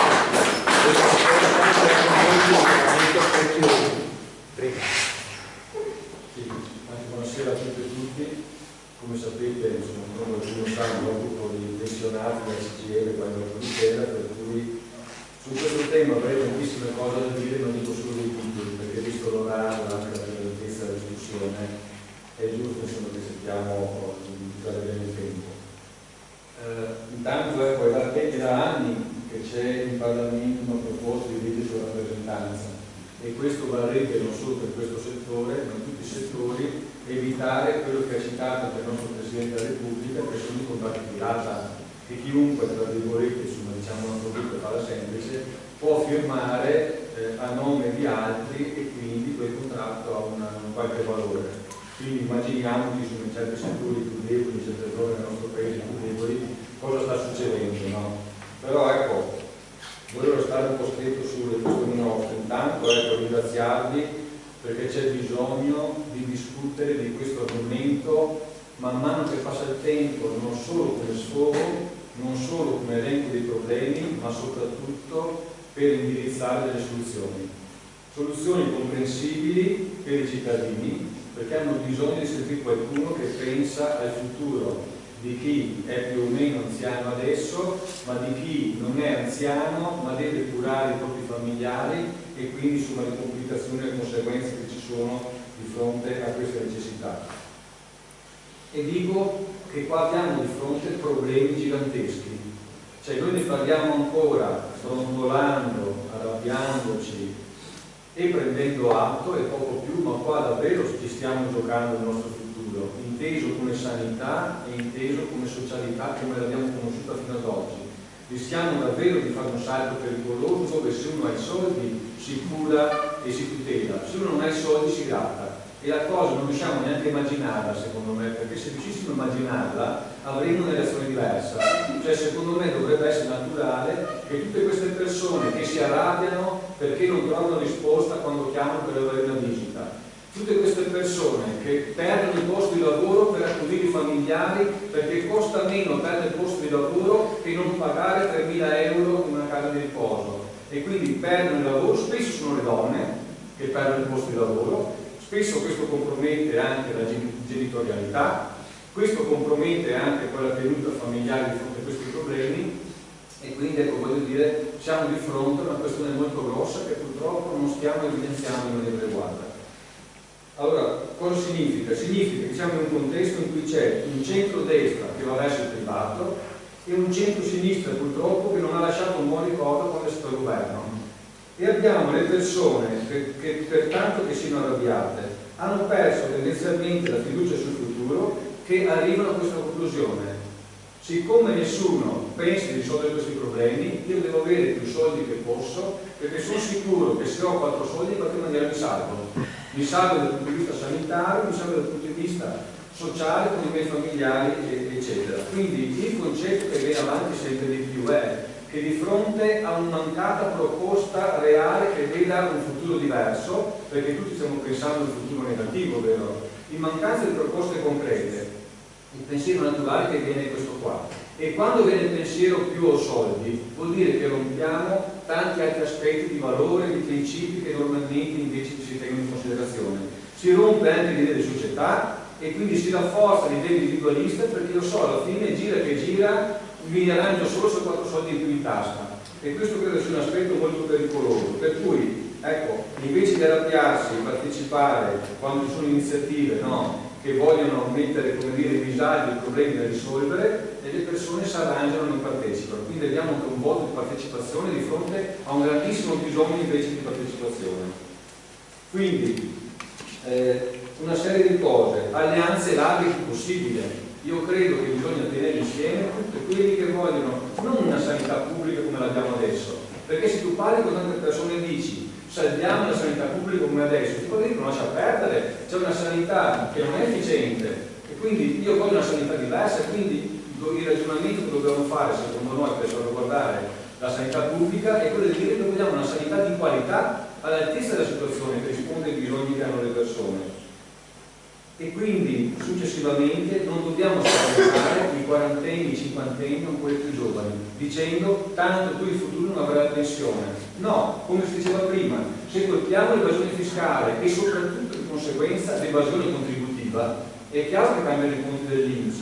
E se cominciamo a dire che invece che i nostri giovani non hanno voglia di lavorare perché fuori ci sono cartelli dappertutto, cercasi idraulico, falegname, operaio o quant'altro, invece continuiamo a controllare che i nostri giovani non hanno voglia di lavorare perché studiano e vanno magari all'estero per quando ci sono condizioni, facciamo in modo che tanti giovani migranti che arrivano da noi e noi non avendo figli di conseguenza ci servono per far funzionare questa ruota di cambio generazionale. Quindi se dal punto di vista umanitario purtroppo si ottiene poco, aggiungiamo l'aspetto pratico del ricambio generazionale per far girare la ruota, cioè perché ci siano persone che pagano i contributi per fare in modo che chi ha pensione riceva la pensione.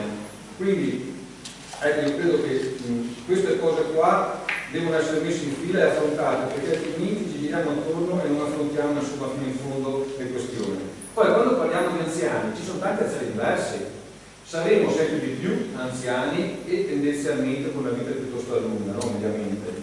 Quindi vuol dire che ci sono anche una buona parte di questi anziani che hanno dei problemi ma sono autosufficienti, e queste persone autosufficienti perché non possiamo coinvolgere in un'ottica di beni comuni in maniera volontaria? Perché non creiamo socialità non solo per giocare a carte a tombola, per fare in modo che queste persone contribuiscano al benessere della collettività, della comunità, magari facendo, come dire, delle piccole attività, ma sono utili, insomma, no? Dico una stupidaggine, mettere a posto il parco giochi, quanto potrebbe incidere nel meccanismo di far incrociare generazioni diverse e quindi fare in modo che ci siano gli anziani presenti, che ci sono i bambini. Ci sono degli effetti molto importanti dal punto di vista sociale quando si incontrano queste generazioni.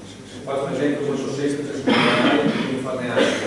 Per cui pensare agli anziani come risorsa, non solo come un costo, come utilizziamo queste risorse perché diventino un bene della comunità e rafforzino l'idea dei beni comuni.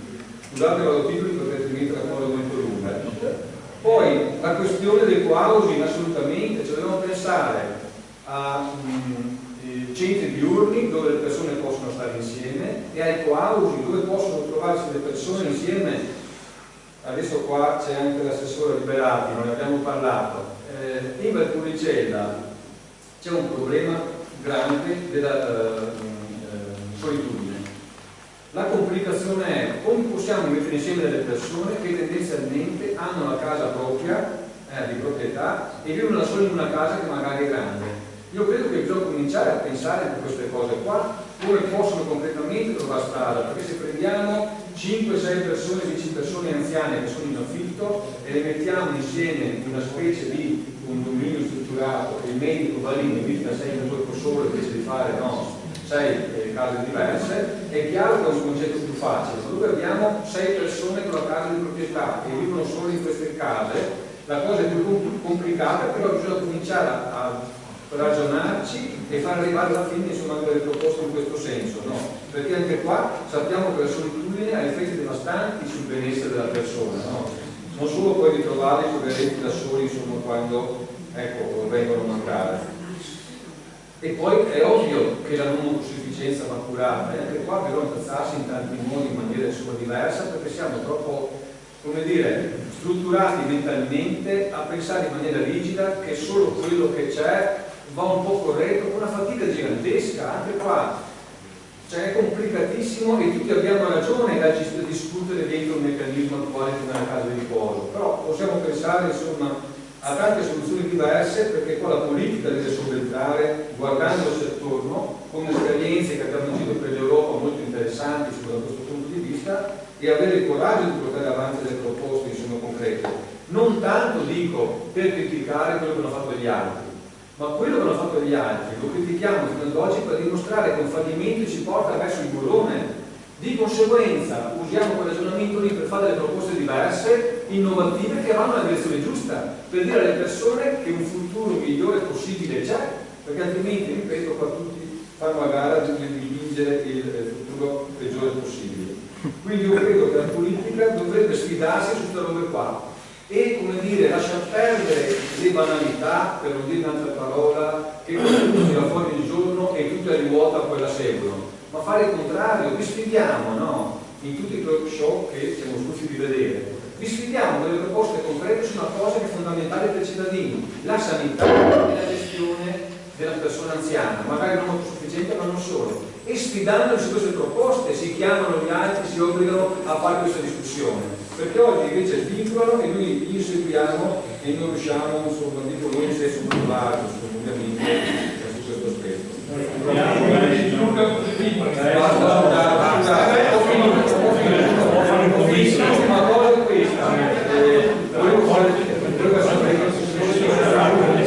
L'ultima cosa è questa, quando parliamo di anziani pensiamo sempre che siano gli altri, invece siamo noi oggi o noi tra un paio di anni, tra 10 anni o 20 anni. Grazie. Se ci sono altri interventi direi che lasciamo spazio ad Anna Maria per... No, volevo fare un intervento. Allora, perché il collega... Allora, una delle svolte fondamentali che ha messo in crisi il sistema della residenzialità per gli anziani è quando tutti quelli pubblici sono passati sotto gli enti locali. Allora, bisogna ricordarsi, perché se si vuole fare politica bisogna conoscere la storia delle trasformazioni legislative. La storia delle trasformazioni legislative porta con sé le scelte di fondo di indirizzo, no? Certo, eravamo in una fase in cui, questo è vero, non c'era, cioè stiamo parlando della fine degli anni 90, in cui gli enti locali erano ricchi, o quantomeno non subivano continuamente ad ogni finanziaria una sottrazione ingente di risorse, eccetera, eccetera. Però, altro aspetto, a me non piace sentir dire, allora, sì è vero, devono stare in equilibrio di bilancio, ma a che prezzo? Ma perché? Cioè, a che prezzo e perché? Perché nel momento in cui un intero piano della casa di riposo mi viene super pattato, perché io faccio uno psichiatra e conosco bene il problema delle cooperative. Allora, il problema delle cooperative, innanzitutto le cooperative applicano dei contratti che sono, non oso dire contratti pirata, perché chiaramente sono contratti registrati al CNEL, eccetera, eccetera, ma sono ai minimi termini, oserei dire che stanno ai limiti rispetto al reddito cosiddetto di cittadinanza, insomma al reddito minimo. Allora, come forza politica dobbiamo cominciare a dire, prima di tutto, incalzare per esempio su quel discorso che faceva il collega, cioè sul fatto che va fatta una regolamentazione generale del sistema delle relazioni sindacali nel nostro paese, non è dubbio. Nel sistema dei servizi, perché le cosiddette case di riposo, perché poi, allora, io da medico dico questo, ma se la Cassazione, poi chiudo, la Cassazione continua a dire che fondamentalmente tutti i portatori di patologie codificate con diagnosi, l'Alzheimer, la demenza senile, la demenza corpi di Lewis, eccetera, tutte queste forme di demenza sono nomenclate come forme patologiche, sono malattie. Ti dice, beh, insomma, le strutture che se ne devono occupare devono curare, si devono prendere cura, ora, chiaramente non in una prospettiva di guarigione, ma in una prospettiva. Allora, non possiamo continuare a far finta che a un certo punto Quindi dobbiamo anche pensare che forse, chiudo, 10 secondi, il discorso è questo, che un conto sono le persone che noi mettiamo nelle strutture, che oserei dire anche specializzate. Io mi sono rotto le scatole se ti parla di case di riposo dove ci stanno i dementi, dove ci stanno gli Alzheimer. Un Alzheimer è un malato grave che inizia la sua traversia a meno di 60 anni, quando a meno di 60 anni sono i dirigenti azienda che gestiscono miliardi, benissimo, dice, ma è un disabile. Ma sì, ci diventa disabile nella misura in cui, come si dice, non gli approntiamo le strategie terapeutiche riabilitative giuste, che rallentano, perché gli studi ci sono, ampiamente il decorso. Quindi le case di riposo come grandi contenitori sono peraltro non solo antieconomici, ma sono distorsivi degli interessi dei pazienti. Grazie. Quindi è un modello completamente da rivedere la storia delle case. E la chiudo. Stiamo sul dibattito dei manicomi prima del 1978, parliamoci chiaro. Cioè la riforma ci ha portato a un approccio diverso al problema della salute mentale, e così dobbiamo pensare a un approccio diverso, molto più variato, al problema dell'invecchiamento e dell'invecchiamento patologico. Sono argomenti interessanti. Diamo un po' di spazio ad Anna Maria che ma io farò presto perché credo che siete stanchissimi, per cui sarò brevissima, e vi ringrazio tantissimo per aver ascoltato finora. Tutti gli interventi sono stati importanti, per cui credo veramente che dobbiamo parlarne sempre di più. Dicevamo aspetto sanitario, sì, effettivamente è così, malattie dovrebbero essere sociosanitarie, però nel 2019 è successa una cosa in Regione Veneto. Sono stati chiusi tutti i reparti di lungodegenza, ad esempio, e quindi chiudendo tutti i reparti di lungodegenza, cosa ha detto la Regione? Insomma, sostituiamoli con gli ospedali di comunità. Ospedali di comunità che hanno due caratteristiche diverse dai reparti di lunga degenza. Uno che sono a pagamento dopo 60 giorni, cosa non giusta, perché se è una malattia deve essere a carico del servizio sociosanitario. L'altro aspetto è che non hanno le stesse caratteristiche di personale che hanno gli ospedali. Perché si parlava prima in un intervento, guardate, io cerco di dire cose che non sono state dette per non stufarvi, ma 5 minuti. È stato detto in intervento, parliamo di quando deve stare il personale a fianco della persona ospite delle case di riposo. Bene, ci sono due delibere, una fatta nell'87 dove diceva ad esempio gli infermieri devono stare 8 minuti, e una del 2022, a distanza di anni, della Regione Veneto, che mi sono segnata 2 o 3 dati. Per l'infermiere il meno 17,6%, meno 17,6%, per l'OS un po' di più, l'educatore meno il 16% e l'OS invece siamo più 2,6%. Cosa succede? Succede che, insomma, in questi anni è cambiato il mondo nelle case di riposo. Non sono più case di riposo come si ricordava anni fa, dove c'era l'autosufficiente, una persona che andava a fare in giro il paese, era comunque, sì, in parte magari ammalato, magari aveva bisogno, ma spesso autosufficiente, almeno parzialmente. Adesso abbiamo dei piccoli ospedali, sono delle vere geriatrie, ma il personale non solo è rimasto quello che era tempo fa, è diminuito per l'assistenza, e nel frattempo la scheda SVAMA, come si diceva, la media in Veneto è dell'82 punti. Siamo anche parlo del livello medio. Quindi arriviamo, perché in base ai posti, perché tanti posti sono stati anche chiusi, tanti posti letto, perché manca il personale. Quindi aumentano le patologie, aumenta la non autosufficienza, diminuisce quello che è il personale. Cioè, non solo viene posto a carico del cittadino. Quindi noi passiamo dall'ospedale in buona parte, perché questi sono veramente ammalati, dopo se parliamo dell'Alzheimer ne abbiamo 14.000, dicono in Regione Veneto, ma ne abbiamo anche tante altre malattie. Pensiamo alla psichiatria. A 65 anni uno entra in casa di riposo. Una casa spesso, perché questa è la realtà, no? Perché? Perché non ci si fa più carico dei costi. I centri diurni, per la psichiatria costano tanto, per cui meglio in casa di riposo che viene a carico del familiare della persona ospite. Quindi è cambiato un mondo sotto l'aspetto della non autosufficienza, perché è molto più grave e sono aumentati i numeri. Nello stesso tempo è diminuito quello che dà. La Regione Veneto da anni dà lo stesso identico importo, 540 milioni di euro in Veneto per la non autosufficienza, per le case di riposo e residenzialità. Dopo una battaglia ha aumentato 20 milioni di euro, che sono i 5 euro che abbiamo al giorno in più per l'Alzheimer, la demenza, eccetera. E per i livelli 3. Siamo tutti livelli 3. Siamo tutti livelli 3. Perché anche questa è stata una battaglia che abbiamo fatto. Perché loro hanno diviso in categorie, il primo, il secondo e il terzo, e solo il terzo 5 euro in più, vero che non è niente. Ma siamo tutti livello grave, perché appunto l'entrata, l'accesso, la media in Veneto è 83 anni. E la permanenza media vuol dire tra privato e pubblico, è 217 giorni. Allora, dico, c'è un mondo, ma partiamo dall'investire di più, perché è vero, un politico ha una cosa da fare, la priorità. Spesso i soldi non ci sono per tutto, non c'è per tutto, però possiamo scegliere e noi dobbiamo investire sulla non sufficienza. Ma guardate che noi parliamo di 32.000 persone, è vero, all'interno delle case di riposo. 32.000 persone. I non autosufficienti in Regione Veneto sono 340.000.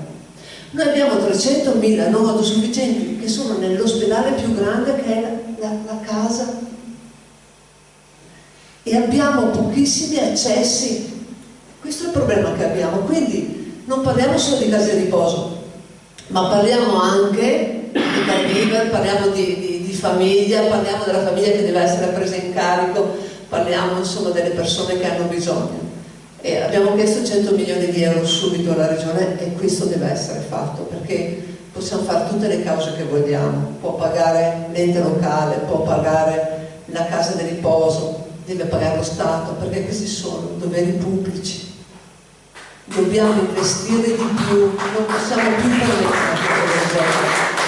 E lo dobbiamo fare, e io credo che lo dobbiamo fare per quella cosa che diciamo sempre, no? L'aspetto etico, la fine della vita va presa in carico ancora di più di tutto il resto, perché è il momento della relazione e della conciliazione, ed è il momento della famiglia ancora di più, per cui ecco, e direi anche delle strutture accoglienti, perché ho visto delle strutture in Veneto che io credo che insomma investiamo anche sulla bellezza, perché chi accoglie bene è già parte della cura. Grazie mille.